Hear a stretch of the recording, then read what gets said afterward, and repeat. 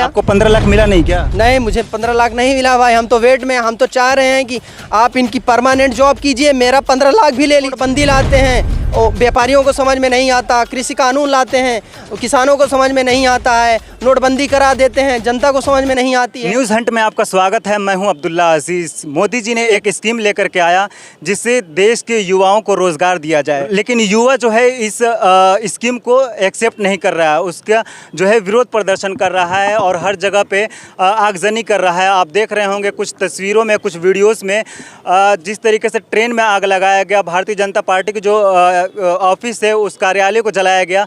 इन्हीं सब मुद्दों पे बातचीत करने के लिए हमारे साथ देश के युवा, हम इनसे बातचीत करेंगे और जानेंगे कि आखिर ये जो स्कीम है इसको क्यों विरोध प्रदर्शन किया जा रहा है। सर, आखिर ये जो स्कीम है इसका विरोध प्रदर्शन क्यों किया जा रहा है, जबकि मोदी जी ने जो स्कीम लेकर के आया है, देश के युवा जो हैं इससे उनको रोज़गार मिलेगा, उनको फ़ायदा होगा, तो इसका विरोध प्रदर्शन क्यों कर रहे हैं? देखिए, ये जो नई स्कीम आई है माननीय मोदी जी द्वारा, ये बिल्कुल आप समझ लीजिए कि देश हित में नहीं है। इनकी स्कीम आप पहले समझिए कि क्या है कि पहले हमारे जो सेना में भर्ती हुआ करती थी उन्होंने पूरा फॉर्मेट चेंज कर दिया। अभी क्या करेंगे, 17.5 से 21 साल के युवाओं को ये रोज़गार देंगे। ठीक है, एक कॉन्ट्रैक्ट बेसिस रोज़गार देंगे। 75% युवाओं को ये 4 साल बाद निकाल देंगे। सिर्फ 25% युवाओं को ही रिटेन किया जाएगा जिनको मतलब परमानेंट जॉब मिलेगी। तो आप कॉन्ट्रैक्ट बेसिस चलाना चाहते हैं एक सेना को? आप देश की आर्मी को कॉन्ट्रैक्ट बेसिस नहीं चला सकते हैं। ये बिल्कुल देश हित में नहीं है। और दूसरा एक चीज़, ये देश के लिए खतरा भी है ना भाई, कि आप समझिए कि जो नए रिक्रूटमेंट होंगे 17 से 21 साल के, उनको 4 साल में आप निकाल देंगे। तो वो मान लीजिए कि एंटी सोशल एक्टिविटी में इन्वॉल्व होते हैं, तो वो आप बताइए कि देश हित में सही है? उनको आप समझ लीजिए कि बहुत ही एकदम बिल्कुल एक गलत स्कीम है, गलत योजना है। और इसीलिए आप देख रहे हैं युवाओं का आक्रोश बिल्कुल जारी है पूरे देश में। आप देखिए कि वो उग्र हो गए हैं युवा। मैं युवाओं से अपील करना चाहता हूं कि देखिए, आपको आंदोलन अगर ज़्यादा ले जाना है तो प्लीज़ आप उग्र मत होइए। आप संवैधानिक तरीके से इस आंदोलन को आगे ले जाइए, तभी सरकार बैक फुट पे आएगी। सर, आप आंदोलन की बात करते हैं, मोदी जी जो स्कीम लेकर के आए हैं 4 साल के बाद जो रिटायरमेंट की आप बात कर रहे हैं, इस तरीके से 4-4 साल नौकरी करेंगे तो युवा ज़्यादा नौकरी कर पाएंगे ना इंडिया में? भाई आप बताइए कि 4 साल के बाद जब वो बंदा रिटायरमेंट लेगा तो उसका जीवन कैसे चलेगा? आप 11,71,000 उसको देंगे और उसमें भी उसका जो 4 साल जॉब करेगा उसका 30% लेके, तो आपने तो 11 लाख उनको दिया, लेकिन उससे उसका जीविका नहीं चल पाएगा ना, उसका संसाधन नहीं चल पाएगा। वो किसकी शादी करेगा? अपनी शादी करेगा। बच्चों की पढ़ाई लिखाई है, माँ बाप का है, भाई बहन का है, कैसे जीविका चला पाएगा? बिल्कुल ये सरकार की विफलता है। हम सरकार से पुरजोर हमारा विरोध है और सरकार से ये है अनुरोध है कि प्लीज़ इस स्कीम सर, बीजेपी सरकार जब भी कोई स्कीम लेकर के आती है तो आखिर क्या वजह है कि जो देश के जो जनता है ये विरोध प्रदर्शन करने लगती है? कृषि कानून, उनको कृषि कानून का जो स्कीम था ये भी पसंद नहीं आया, विरोध प्रदर्शन हुआ। और इसी तरीके से अभी जो स्कीम आया है अग्निपथ वाला, इस पे विरोध प्रदर्शन हो रहा है।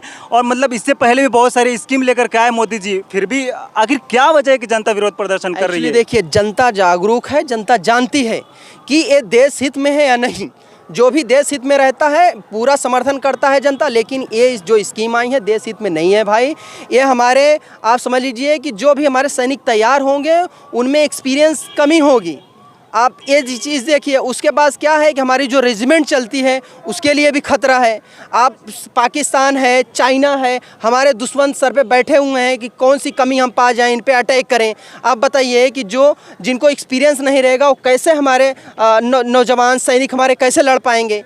इनको बिल्कुल मैं भारतीय जनता पार्टी से कहना चाहता हूं। आपकी बात ठीक है, लेकिन ये जो विरोध प्रदर्शन का तरीका है, ट्रेन में आग लगा देना, ये कहाँ सही है? भाई ये सही नहीं है। मैं भी ये बोल रहा हूँ कि उनको उग्र होने की ज़रूरत नहीं है, लेकिन उनका आप समझ लीजिए कि आपा खो गया है। एक ऐसी स्थिति आ गई है कि आदमी सोच नहीं पा रहा है कैसे करें, क्योंकि एक पे एक कानून लाते हैं, नोटबंदी लाते हैं, व्यापारियों को समझ में नहीं आता, कृषि कानून लाते हैं, किसानों को समझ में नहीं आता है, नोटबंदी करा देते हैं, जनता को समझ में नहीं आती है। तो यही चीज़ें हैं, बस इनकी विफलता है। ये सिर्फ रोजगार के नाम पे एक ढकोसलेबाजी करके, सेना में भी ऐसी चीज़। आप नोटबंदी की बात कर रहे हैं, नोटबंदी करके तो मोदी जी ने जो काला कानून था उसको, जो ब्लैक मनी था उसको वाइट किया, तो इस पे मतलब इस पे विरोध प्रदर्शन कैसा? बिल्कुल सही बात आपने बोला। 99.9% जो भी पैसा था वो तो वापस आ गया, तो कहाँ से बताइए आप, उस कहाँ से काला पैसा इनका नहीं हो पाया। आपको 15 लाख मिला नहीं क्या? नहीं, मुझे 15 लाख नहीं मिला भाई, हम तो वेट में, हम तो चाह रहे हैं कि आप इनकी परमानेंट जॉब कीजिए, मेरा 15 लाख भी ले लीजिए। अब पूरा युवा देने के लिए तैयार है, जिनसे भी आपने वादा किया था 15 लाख का, वो सब युवा देने के लिए तैयार हैं। लेकिन जो ये सैनिक भर्ती आपने नए स्कीम निकाला हुआ है, इनको आप परमानेंट जॉब दीजिए। मोदी जी का कोई स्कीम आपको पसंद है, या जो जनता है यहाँ की, जो देश की जनता है, इसको कोई स्कीम अब तक पसंद आई है? कोई स्कीम नहीं पसंद आई मेरे भाई। 2014 में यही लोग बोलते थे 1 रैंक 1 पेंशन। अब नई स्कीम से इन्होंने ना तो रैंक दिया है, ना तो पेंशन दे रहे हैं। बिल्कुल ये सरकार के, बिल्कुल इनकी विफलता है, बिल्कुल इनको वापस लेना चाहिए, पुरजोर विरोध है। युवाओं से खास तौर से मैं अपील करना चाहता हूँ कि प्लीज़ आप हिंसक नहीं होइए, आप अपनी लड़ाई कानूनी तौर पे लड़िए। बिल्कुल एक बैकफुट पे आएगी सरकार, जैसे हमने तीनों कृषि कानून वापस कर लिया है, वैसे ही हम इस कानून को, इस स्कीम को वापस लेंगे। यानी इसका मतलब ये है कि आप विरोध प्रदर्शन का जो है भाई मैं समर्थन करता हूँ संवैधानिक तरीके से, लेकिन ये जो हो रहा एक्चुअली क्या करें युवा। आप उनके स्थान पर रह के आप बताइए, अभी हिसार में एक जिंद इलाका है, वहाँ पे एक नौजवान सुसाइड कर लिया। आप बताइए, उसको ये लगा कि अब तो हमको नौकरी मिलेगी नहीं, मिलेगी भी तो 4 साल के लिए, इसलिए उसने सुसाइड कर लिया। तो इसके जिम्मेदार सिर्फ और सिर्फ मोदी जी हैं।